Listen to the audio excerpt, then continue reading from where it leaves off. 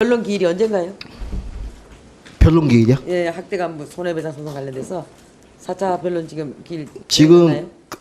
저번 주였는데 또 연기돼서 아마 8월 29일, 8일 정도 되는 것 같습니다. 변론 기일. 네. 알겠습니다. 네. 제가 잠깐 우리 이상규 참고인께 한 몇 가지 좀 여쭤볼까 하는데요. 그러면 현대제철이 지금 그 노조에다가 청구하는 손해배상 청구 금액은 얼마입니까? 246억 1천만 원입니다. 얼마요? 246억 1천만 원입니다. 246억 천. 이거를 어떻게 감당할 수 있는 규모입니까? 어떻습니까? 그 현대제철이 청구한 건 641명에 대해서 공동으로 246억을 배상하라고 청구를 한 상태고요. 제 연봉이 한 5천만 원 정도라고 하면 한 500년 정도 갚아야 되는 금액입니다. 갚을 수 없습니다. 그 지금 그 참고인 입장에서 보면 그 당시에 그 파업이 말하자면 부분적 점거인지 전면적 점거인지 그것이 불법 파업인지 여부가 좀 불분명하다. 그리고 재판 중에 있다. 이런 말씀이시죠? 네, 그 문제도 있고 저희가 그런 파업을 돌입하기까지의 경과들도 좀 살펴보시고 질문 주시면 좋을 것 같습니다. 네. 지금 이제 그 현대제철 외에도 지금 그 여러 가지 노조 좀 활동을 하고 계시는 걸로 알고 있는데 실제로 현장에서는 불법 파업인지 여부가 불분명한데 회사 입장에서 노동자들이 감당하기 어려울 정도의 과다한 금액으로 손해배상 청구하는 경우가 많이 있습니까? 많이 있는 걸로 알고 있습니다. 네. 네, 우리 참고인 수고하셨습니다. 네. 또 다른 분들 질의할 게 없으시면 들어가십시오.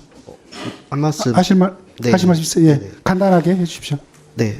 우선 저희 불법 파견 문제에 대해서 고용노동부가 불법 파견이 계속 문제됐던 거는 한 20년이 넘게 흘렀습니다. 근데 이런 문제들로 계속해서 노사 간의 갈등이 있고 이렇게 큰 투쟁들이 발생하는 거는 그동안의 법원 판결뿐만 아니라 고용노동부가 저희도 마찬가지지만 시정명령을 내려놓고 그 이후의 조치들에 대해서는 어떠한 내용도 해주지 않습니다.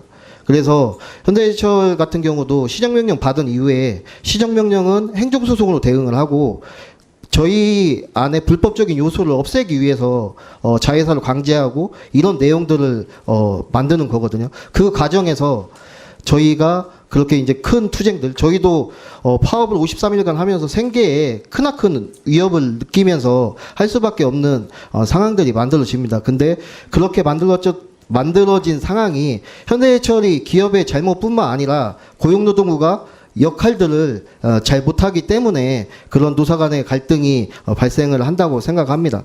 그리고 김문수 후보님께 좀 드리고 싶은 말은 아까 그 국민의힘 간사님 같이 정치인이면 말과 행동이 같아야 된다고 생각합니다. 말과 행동이 다르면 정치인이 되어서는 안 된다고 생각합니다. 그래서 아까 말씀하신 내용대로 말과 행동을 지키는 그런 국민의힘 의원들이 되셨으면 좋겠고 지금 장관 후보자님은 지금까지 했던 말을 봤을 때 고용노동 장관에 들어와서도 그런 행동을 할 가능성이 상당히 높습니다. 노조를 혐오하고 노조를 탄압하는 데 앞장서서 고용노동부 장관 역할을 할 게 명백합니다. 그래서 고용노동부 장관으로 임명이 되면 안 된다고 생각하고 좀 장관 후보자 본인이 사퇴하셨으면 좋겠다는 말씀 드립니다. 이상입니다. 네. 잠깐만요. 아니 뭐 아까 말씀하셨는데 더 하실 말씀 있습니까?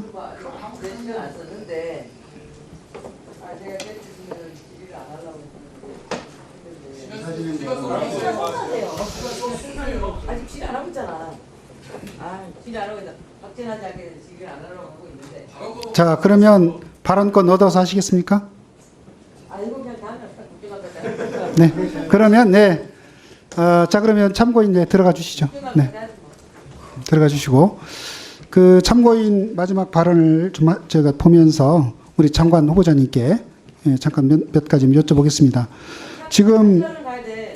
문제를 잘 참아야 된다고. 네, 지금 그 참고인께서 장관 후보자께서 그간에 여러 가지로 봤을 때 노조를 혐오하고 또 탄압했다, 탄압할 가능성이 아마 크다라고 보면서 신뢰하지 못하는 부분이 좀 있는 것 같습니다. 그래서 이따가 이제 그런 부분에 대한 우리 장관 후보자님께서도 한번 말씀을 해주시면 좋을 것 같고, 두 번째는 결국 이 문제가 그 노조법 2, 3조 개정과 관련돼서 관계가 있는 문제라고 보여지는데, 그 손해배상 청구권이 결국은 그 불법인지 여부가 불분명한 상태에서 손해배상 청구권이 행사가 되고 또 금액도 과도하게 행사가 돼서 결과적으로 이것이 정당한 손해배상 청구권이라기보다는 이런 노조를 무력화하기 위한 그런 목적의 손해배상 청구권으로 보여지는 그 행사가 많이 있는 것으로 좀 보여지는데요.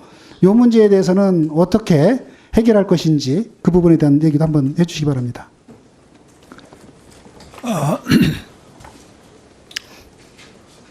후보 참고인 이상규 현대제철 비정규직 지회장님 말씀을 들으면서 상당히 불신이 좀 심각하고 구조적이구나 이런 느낌을 받았습니다. 제가 더 분발해서 열심히 일해야 되겠다는 결심을 했습니다.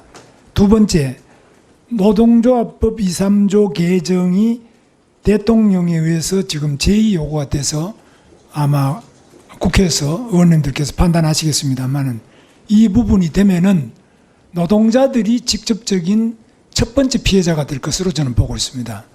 대한민국에서 과연 누가 여기에서 기업을 하며 누가 투자를 할 것이냐 하는 점에서 제 경험으로 볼 때는 노동자들에게 가장 큰 타격을 가져오는 노동조합법 개정안이 안 되겠느냐 우려하고 있습니다. 아니, 제가 질문한 취지는 아까 그 논쟁이 됐던 부분인데, 손해배상 청구권을 행사하는데 그것이 불법 여부가 불분명한 경우가 있고 또 과도하게 청구되는 경우가 있는데, 그거에 대해서는 후보자께서도 문제가 있다라는 취지로 아마 발언하신 걸로 알고 있는데, 그 문제를 어떻게 해결을 하실 것인지, 그런 점에서 보면 그 노조법 2, 3조 개정에 타당성이 있어 보이는데 그 점에 대한 의견도 말씀을 해주셔야죠. 그 손해배상 청구 소송을 과다하게 해서 과다한 판결이 나오는 것하고 노동조합법 2, 3조하고는 다른 별개의 문제고 다른 차원의 문제라고 저는 생각하고 있습니다. 그 점에 대해서는 좀 더 저도 연구를 해서 그게 과연 연관성이 있는지는 공부를 더해서 다시 답변 드리겠습니다. 그러면 후보자 말씀은 그 노조법 2, 3조 손해배상 청구와 관련해서 그 입법적으로 과다한 청구를 예방하기 위한 입법적인 대책을 세울 필요가 없다, 지금 그런 취지로 이해도 되겠습니까? 필요가 있는데요. 없다는 말씀이 아니고 필요가 있지만 제가 지금 여기서 답변을 탁 드려가지고 특히 현대제철 비정규직 지회의 246억이라는 이 막대한 손해배상 청구소송 이런 부분에 대해서 좀 더 구체적으로 더 들여다봐야 되겠습니다. 그래서 저는 오늘 증인들 말씀하시는 거 보면서 제가 막연히 서류로 듣는 것보다는 훨씬 새로운 문제가 많이 있구나 그런 것을 알게 되고 더 그러한 문제를 자세히 좀 들여다봐서 판단하도록 하겠습니다. 네, 알겠습니다. 네, 그러면 그 참고인에 대한 신문은 마치도록 그렇게 하겠습니다.